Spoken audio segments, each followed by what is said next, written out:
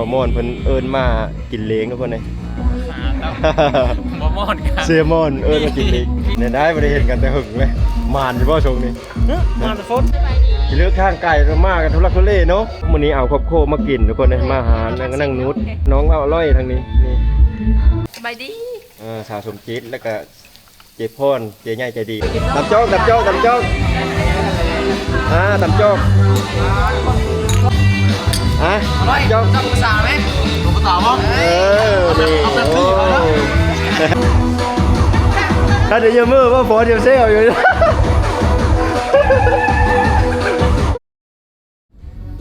สบายดีทุกคนมื้อนี้พบกันตอนค่ำๆทุกคนเลยมื้อนี้ชุมเฮาได้มีโอกาสได้มาร่วมทีมโฮมทีมกันชุดใหญ่เลยทุกคนเลยทีมงานไทเฮานี่แหละนี่บ่มอนมื้อนี้มีบ่มอนเพิ่นเอิ้นมากินเล้งทุกคนเลยบ่มอนกันเสียมอนเอิ้นมากินเล้งพี่ไอฮักได้ทุกคนไม่เห็นเงินบ่มอนอันนี้ไอฮักเนาะไอฮักเพิ่นเป็นตัวแทนไอฮักเล่าส่งเงินมาเลี้ยงทีมงานทุกคนทีมงานได้เฮานี่แหละเอ้านั่นเลยก็ของมุกใจมีแฟนอยู่บ้านนี้โอ้ไผได้เนาะเพิ่นเอิ้นค่อยก็เป็นลุงเพราะว่าลุงเนาะมันมักหลานโอ้ลุงเอาเลยลุงโนดไปเลยทุกคนเพราะว่าไอฮักเพิ่นนั่นกำลังจีบอันหลานสาวของบ่มอนอยู่ทุกคนเลยแต่เพิ่นก็ฝากเงินมาเลี้ยงอยู่ตลอดนะทุกคนเลือกได้เป็นลุงเลยเนาะเป็นลุงนะโอ้ไปทางไหนเนาะแล้วก็มีเพื่อนหลายคนสาวเอสวัสดีสาวเอก็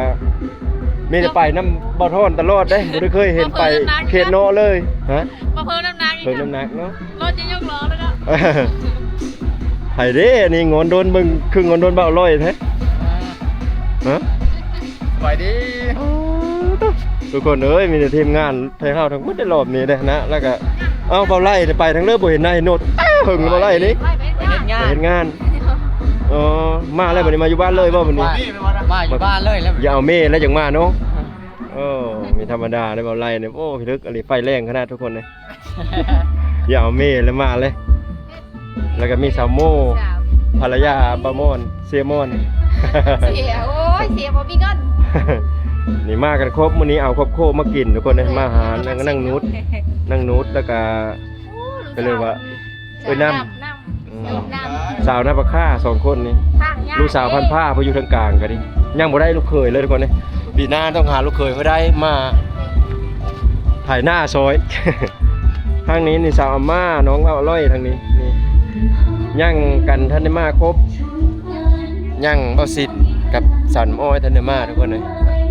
มื้อนี้สงสัยสิดึกพุ่นแหละคือรอบก่อนไอเราส่งเงินมาเลี้ยงทีมงานชุมเฮาแต่ละเธอกันนั่นเลยกับขอบมุกขอบใจไอหลายๆที่มาเลี้ยงทีมงานแต่เฮา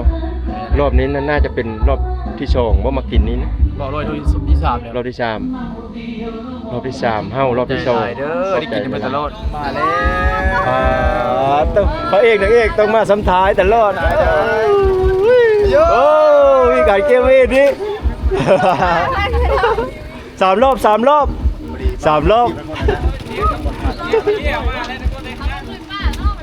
ติดโซดประเทศติดโซฮาดได้เลิกจังได้ขอโยขอโยบ้านกินบ้านไก่เนาะไก่กว่าหมูเลยไก่แล้วถ้าเพิ่นแล้วฮอดตำลังหมูได้เพิ่นเอาเม่บ้านไก่ย่างเฉพาะเนี่ยได้บ่ได้เห็นกันแต่หึงเลยมานอยู่บ่ชงนี่มานฝนปาต้องจะโซนพาเอาไปไล่เห็นอยู่มันเลิกเฮายังคาบ้านคันหน้าเดี๋ยวนี้โซนมาแล้วมีไปแล้วเต็บเนี่ยเลิกก็มีทื่อเฮาที่บางใหญ่เฮาน่ะไปจังครับโอ้กูมันกินมะไม้ซินข้าวกระโตนอยู่มะไม้นะเดี๋ยวนี้นะขึ้นฮอดอยู่นี่นะเฮามาว่าเนาะฝนทั้งเฮาลูกไปก้านบ่ได้ไก่ใดก้านแถวแคมบ่นอนนั่นดอนเปิ้นผู้เทงโหบ่นอนแถวน่ะพอเห็นนะมีเทงโหอันตูบอันเขาอันนั่นดิตูบตะไก่นั่นดิเดี๋ยวนั้นแหละเห็นอมเฮ้ยสายน้ำอ้อยกันสบายดีสันม้อยสบายดีเลือกข้างไก่มากันทุลักทุเลเนาะลึกอะไรเด้ขาเมื่อเนี่ยเริ่มมาช่องหรือแบบนอนพี่ก้อนนอนพี่เนาะ เฮาก็ว่านอนพี่เฮาก็บ่ได้มื้อแล้วพาลูกพาแม่นอนอยู่พี่ทุกคนเลยวันนี้ยังท่านสาวพรเนาะสาวพรผู้สาวอายผู้ซัพพอร์ตชุบทีมงานชุมเฮานี่ละยังบ่ทันได้มาเดี๋ยวเขาเจ้ากำลังไปสั่ง หัวหน้าแก๊ง หมูกระทะท่า บอกว่า ฮะ หัวหน้าแก๊ง หัวหน้าแกง หัวหน้าแก๊ง อันสับผู้สับ นาย อัน นายเบิร์นนะหัวหน้าแก๊งมันนะโคตร หัวหน้าแกงว่าเรียกว่าอันเป็นเรื่องว่านะผู้อันเป็นเรื่องว่าอันสโมสรนะผู้อันสปอนเซอร์ ทีมงานมันนะโคตร สปอนเซอร์หลักทีมงานบรรดาพ่อ คนจังนะ มาแล้วเด้นี่เจ๊ใหญ่ใจดีมาฮอดเลย เบิ่งดู มาที่ภรรยาบ่นี้ ว่าที่ภรรยาเพิ่นไอ้ฮักก่อนเบิ่งดูว่าที่ภรรยาไอ้ฮักกอมอนเด้อทุกคนเด้อ ลูลากับนอนหากระตื่นทุกคนเลยตื่นเลยท่านในซื้อนอนไปนอนสำคัญน่าพูดจะรู้อยู่แล้วลูลา สบายดีลูก สบายดีรู้ๆสบายดี FC เนาะ สบายดีทุกคนเด้อวะ สบายดี เป็นงาม แล้วหากระตื่นนอน เจ๊ใหญ่เฮากับมาฮอดแล้วทุกคนเลยเขากำลังเต็มถาดหมูกระทะมาบุดีคำบุดีทุกคนเลยพี่เลยนั่นนะโอ้โทรศัพท์ไม่มาโม่นบ่นี่นะตัวเสีย24บ่ โอ้รับสาวเลยสาวหน้าเตะแล้วก็เลยเอาตัวไม้ตัดคลิป อ๋อต้องงามเลยเนาะ เข้าใจเด้อง ามได้นักสู้ ลิ้น ใช่ แบบเลอะลิ้นมีเป็นเด้มันลิ้นแบบเลอะ แจมเลย เทพเลยนะมั้ง นี่ลิ้นเลย โอ้เขาเทพมากนะโทรศัพท์นะมั้ง จะเลือก แต่น้องนี้แหละโคตรดี พี่ลืมมันอันนี้นะ ขากล้องนี้มี ขากองนะขากอง ยาวมีอันเดียวเยอะ งามหมดกองนะปลาแจมเลยกองนะโอ้ต้อง วิดีโอซุ่มดูนะ สู้มึงดู วิดีโอเด้ไก่ทำเรื่อง เอาลิ้นตีกล้อง ซุ่มดูนะแถมมาน้ำเล่ ซูมได้ไก่ด้วยนะ เป็นน้ำสายไฟอะนะ เอาได้เลิกได้ย่ามมาเด้ทุกคนเลยนี่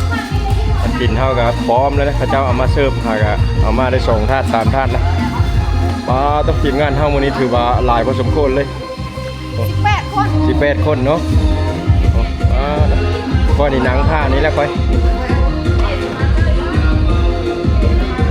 18 ชีวิตมื้อนี้สิลึก18ทั้งนับเอาอยู่บ่น้อยๆนะนี่ เอาแล้วอะ 18 ชีวิตทุกคนเลยทั้งหมดอร่อยน่าเฮอผู้สาวบ่ได้เย็นเฮอได้อร่อยเอ้ย ผมสาวเย็นมั้ง ผู้สาวแล้วเย็นอะไรผู้สาวแล้วแก่ อร่อยทุนเบนมานังคือทั้งผู้สาวไปได้ไหนโอ้ยธรรมดา ปลาน้องสาวละ ปลาน้องสาวอยู่บนละวิ่งมาหานะ บ้านน้องสาวแล้วเนาะอย่าเลยน้องสาวเฮ้ยเพื่อนน้องสาวเล่นมาหาผู้สาวไปเลยมาทุกคนนะกำลังสูงเลยได้ไหนกำลังแห้งมันครับ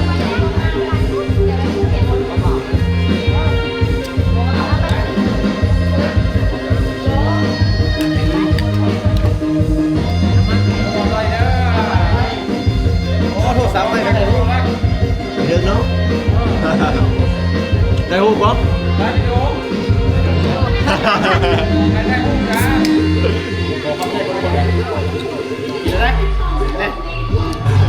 เอา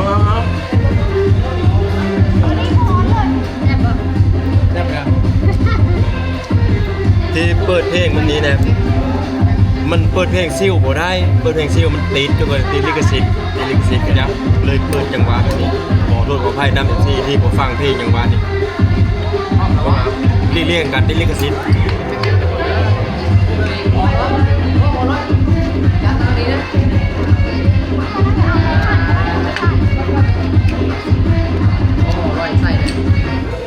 ทางนี้นี่ทางวัสินนี่เต่าเย็นทุกคนเลยโดนได้กินแล้วหามจุดิบเลยมาอร่อยแบบขลุ่นตู้เลยอยู่ปุ๊บบ่ว่าเนาะเอาห้าวกระลอกเดียวนี่ขลุ่นตู้เลยนะ แกไม่เด้อมือวันนี้นะมือคืนตอนแจ้งแกไม่เอาไปได้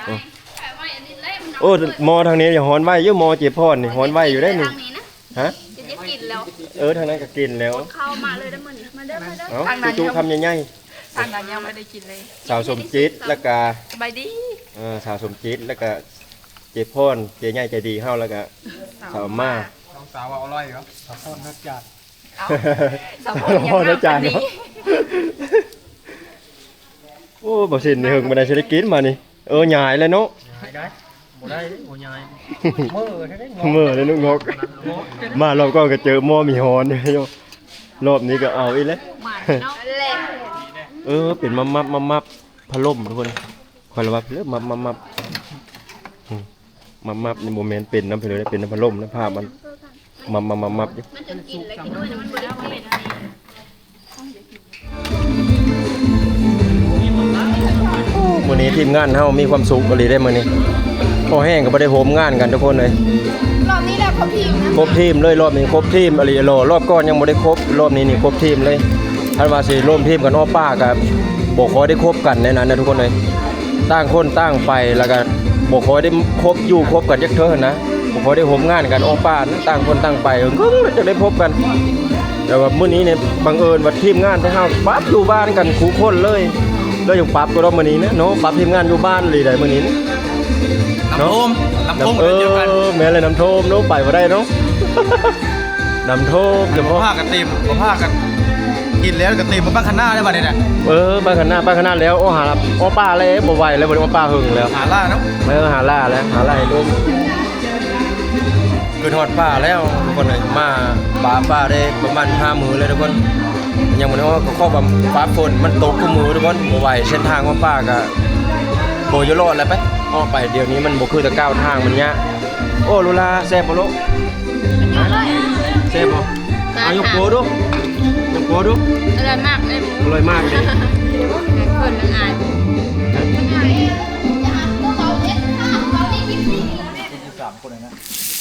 อันนี้ชุดที่เทเลอร์อะไร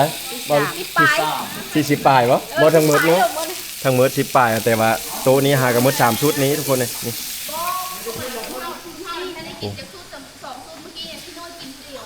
กินน้อยกินผู้เดียวเดี๋ยวพอดเน็ตบ่ทันกินน้อยเนาะ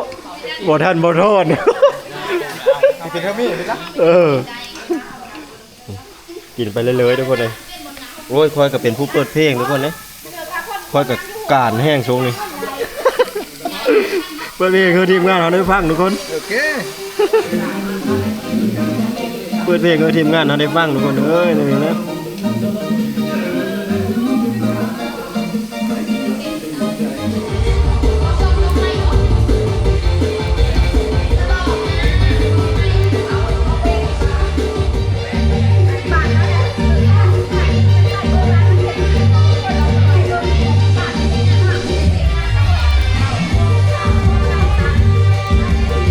ตำโจ๊กตำโจ๊กตำโจ๊ก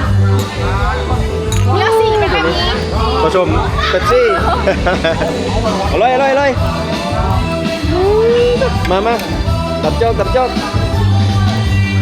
อร่อยกับภาษาไหมภาษาบ่ นี่โอ้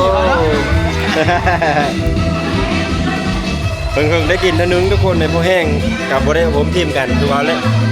กินกับพอดีนอนหลับ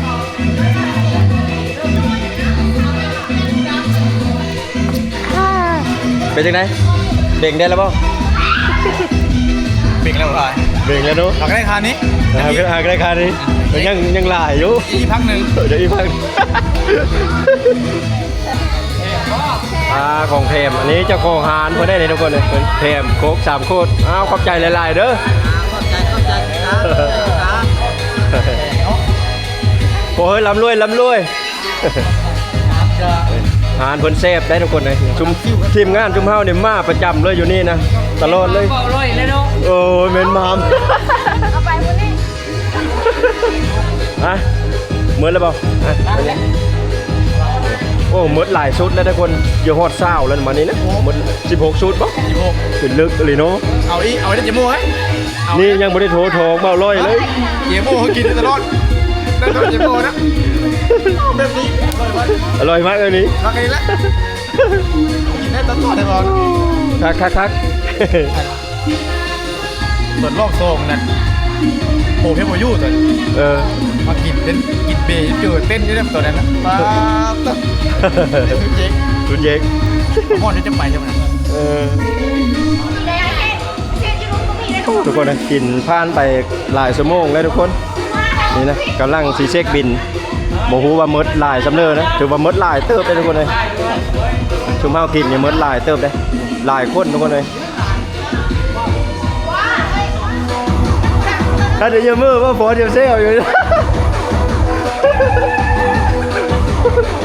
มือจากร้านนี้หลายเติบเลยนุประมาณ2เนาะหมดรอบนี้ถือว่ามืดหลายเติบเลยทุกคนเลยเพราะว่าคนหลายได้รอบนี้ชุดใหญ่ไฟกับพริบทุกคนทีมงานเขายังบ่ทันได้เยอะกราฟเลยยังเฮาดองๆเจ็บพ่อเด็กๆยังเฮาดองๆอีก เอาเต้น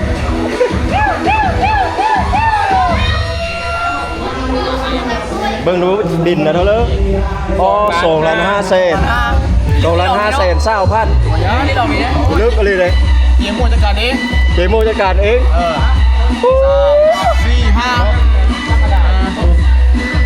2,520,000กิบ แค่2 ล้านตัวนั้น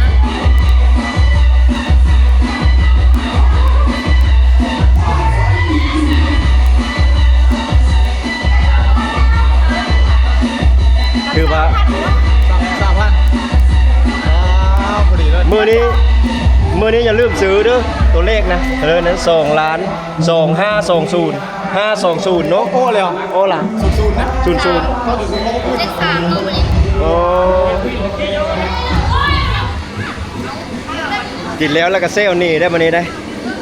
โอ้ครับ ว้าบ่ยากเลยเพิ่นกะ ครับมื้อนี้ไปโต้บ่หรือว่าเด้อเลิก เมาค้างหรือไปโต้บ่โต้แถวบ้านเลยเลิก ไปสร้างเอาเพิ่นละ เอาทุกคนเลยเดี๋ยวเลิกกันครับเจออ้ายฮักหลายๆเด้อที่ส่งซัพพอร์ตเนาะซัพพอร์ตทีมงานบรรณพรเฮาถือว่า เอาเมื่อไป ฮะ เอาเมื่อมาดิ มื้อได้บัดนี้เนาะ เกินคาด เออ เกินคาดคิดว่าประมาณ1.8 1.5 2 ล้านฝ่าย 2 ล้านป้ายเนาะเดี๋ยวเลิกกันครับเจออ้ายหลายๆเนาะที่ส่งเงินมาซัพพอร์ตทีมงานซุมเฮา เดี๋ยวพูดกันพูดเลยนะดู โอ้แล้วนะครับเจอเจใหญ่เพิ่นอยู่พุ่น เจพรใจดีเฮา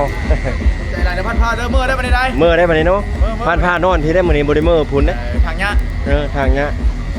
เอาโอเคทุกคนเดี๋ยวเลิกกับบว่ากันทุกคนเลยย่ามกินกับข้าวกับสิโฮมทีมกันนี้แหละ หลายบ้าน เดี๋ยวโอกาสหน้าโอกาสในทุกคนเพื่อนป้ากับสิได้เงินอยู่เดี๋ยวเลิกกับรอติดตามแล้วกันสำหรับค่ำคืนนี้ก็สบายดี